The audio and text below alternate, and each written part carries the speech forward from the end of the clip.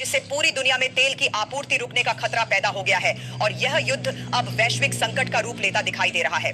नमस्कार दोस्तों, स्वागत है आपका हमारे चैनल केडीएफ न्यूज में। दोस्तों, ईरान, इजराइल और अमेरिका के बीच छिड़ा यह महायुद्ध अब उस मोड़ पर पहुंच चुका है जहां से वापसी का कोई आसान रास्ता नजर नहीं आता। अगर इस पूरे घटनाक्रम को गहराई से समझने की कोशिश करें तो ईरान का सीक्रेट सरप्राइज अटैक केवल एक सैन्य कार्रवाई नहीं बल्कि मनोवैज्ञानिक युद्ध की एक ऐसी मिसाल बन चुका है जिसने पेंटागन से लेकर तेल अवीव तक हड़कंप मचा दिया है। ईरान के रेवोल्यूशनरी गार्ड्स ने जिस तरह से हमले का ऐलान किया और उसके मात्र 48 से 72 घंटों के भीतर पूरे इजराइल और खाड़ी देशों में मौजूद अमेरिकी ठिकानों को हिलाकर रख दिया, उसने आधुनिक युद्ध की परिभाषा ही बदल दी है। अमेरिका, जो कल तक अपनी सैन्य श्रेष्ठता का दम भरता था, आज उसके रणनीतिकार भी पसीने पसीने दिखाई दे रहे हैं, क्योंकि जमीन पर जो तस्वीर सामने आ रही है वह बिल्कुल अलग कहानी बयान कर रही है। ताजा रिपोर्टों और दावों के मुताबिक यह कोई मामूली झड़प नहीं है। आईआरजीसी के प्रवक्ताओं ने जो आंकड़े पेश किए हैं वे रोंगटे खड़े कर देने वाले हैं। उनका दावा है कि युद्ध के शुरुआती 2 दिनों के भीतर ही 650 से अधिक अमेरिकी सैनिक या तो मारे जा चुके हैं या बुरी तरह घायल हो चुके हैं। इन सैनिकों के शवों और घायलों को मिडिल ईस्ट के अलग अलग हिस्सों से ताबूतों में बंद करके अमेरिका भेजा जा रहा है। यह आंकड़ा इसलिए भी महत्वपूर्ण है क्योंकि अमेरिका ने अपनी सेना को जिन सुरक्षित बेस और अभेद्य किलों में तैनात किया था, ईरान की मिसाइलों और ड्रोन ने उन्हें कागजी खिलौनों की तरह उड़ा दिया। अमेरिका की वायुसेना और नौसेना के अड्डों पर हुए इन हमलों ने यह भी साबित कर दिया है कि अब समुद्र में खड़े उनके विशालकाय युद्धपोत भी पूरी तरह सुरक्षित नहीं है। इस युद्ध की सबसे बड़ी सच्चाई अमेरिका का वह कबूलनामा है जो सेनेटर मार्को रूबियो और अन्य वरिष्ठ अधिकारियों के बयानों से सामने आ रहा है। अमेरिका ने पहली बार माना है कि हथियार बनाने और उन्हें इकट्ठा करने की जो क्षमता ईरान ने विकसित की है वह आज कई मायनों में अमेरिका के लिए भी चुनौती बन गई है।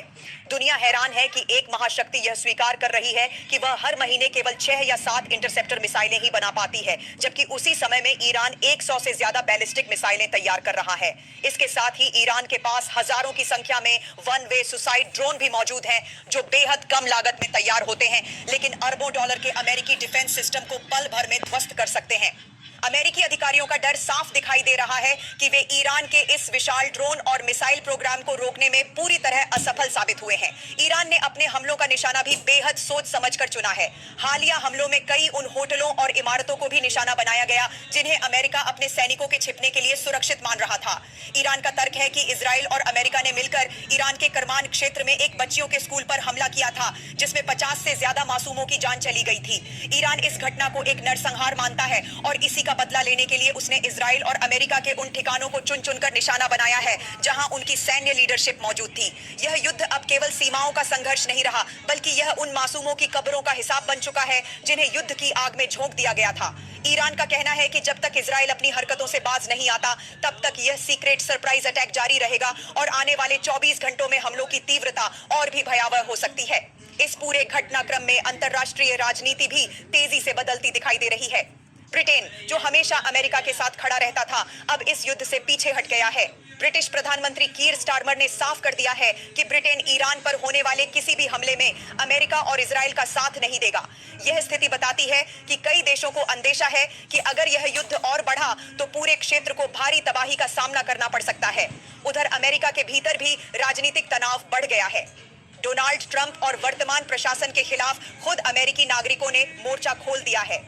ताजा सर्वे बताते हैं कि करीब 59% अमेरिकी जनता इस युद्ध के सख्त खिलाफ है।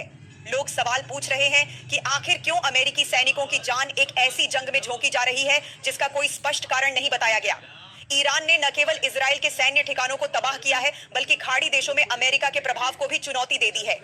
सऊदी अरब और यूएई जैसे संपन्न देश भी फिलहाल खामोश दिखाई दे रहे हैं क्योंकि उन्हें भी समझ आ चुका है कि केवल पैसा होना ही युद्ध जीतने की गारंटी नहीं होता। युद्ध जीतने के लिए असली जरूरत होती है मारक क्षमता, रणनीति और उस हौसले की जो किसी भी बड़े मुकाबले का इजराइल के भीतर मची भगदड़ और अमेरिका के रक्षा तंत्र की कमजोरी ने पूरी दुनिया को एक नए शक्ति संतुलन का एहसास करा दिया है। अब स्थिति यह है कि अमेरिका का आयरन डोम और अन्य महंगे पेट्रियट सिस्टम ईरान की हाइपरसोनिक मिसाइलों के सामने लगभग बेअसर साबित हो रहे हैं। ईरान ने साफ शब्दों में चेतावनी दे दी है कि यह तो केवल शुरुआत है और अगर अमेरिका ने अपनी दखलंदाजी बंद नहीं की तो मिडिल ईस्ट में उसके अस्तित्व का नामो निशान तक मिटाया जा सकता है। यह पूरी कहानी उस सच्चाई को उजागर करती है जिसे मुख्य धारा का मीडिया अक्सर दबाने की कोशिश करता है, लेकिन जमीन पर बिछी लाशें और मलबे में तब्दील होते मिलिट्री बेस इस बात की गवाही दे रहे हैं कि ताकत का पलड़ा अब बदल चुका है। पश्चिम एशिया में हालात काबू से बाहर जा चुके हैं और ईरान तथा इजराइल के बीच एक भीषण युद्ध भड़क चुका है। 28 फरवरी 2026 को शुरू हुई इस जंग में अब तक की सबसे बड़ी खबर यह है कि ईरान ने न केवल इजराइल बल्कि पूरे क्षेत्र में मौजूद अमेरिकी सैन्य ठिकानों को भी अपना निशाना बनाया है। ताजा जानकारी के मुताबिक ईरान अब तक करीब 1000 से ज्यादा मिसाइलें और लगभग उतने ही घातक ड्रोन दाग चुका है। इन मिसाइलों ने इजराइल के तेल अवीव और हाइफा जैसे प्रमुख शहरों को दहला दिया है, जहां कई रिहायशी इलाकों में भारी नुकसान हुआ है। इजरायली सेना के अनुसार इन हमलों में अब तक उनके 12 नागरिकों की मौत हुई है और 1000 से ज्यादा लोग घायल हुए हैं। दूसरी ओर ईरान ने अपना सबसे बड़ा हमला खाड़ी देशों में मौजूद अमेरिकी ठिकानों पर किया है। कतर में स्थित मध्य पूर्व के सबसे बड़े अमेरिकी सैन्य अड्डे अल उदेद पर ईरान की एक बैलिस्टिक मिसाइल सीधे जाकर गिरी है।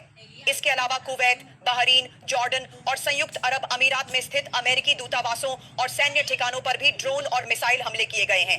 अमेरिकी आंकड़ों के अनुसार इस युद्ध में अब तक उनके 600 से ज्यादा सैनिकों की जान जा चुकी है और दर्जनों घायल हुए हैं। हालांकि ईरान का दावा इससे कहीं ज्यादा बड़ा है और वह सैकड़ों अमेरिकी सैनिकों को मारने की बात कह रहा है, जिसकी अंतरराष्ट्रीय स्तर पर अभी पुष्टि नहीं हुई है।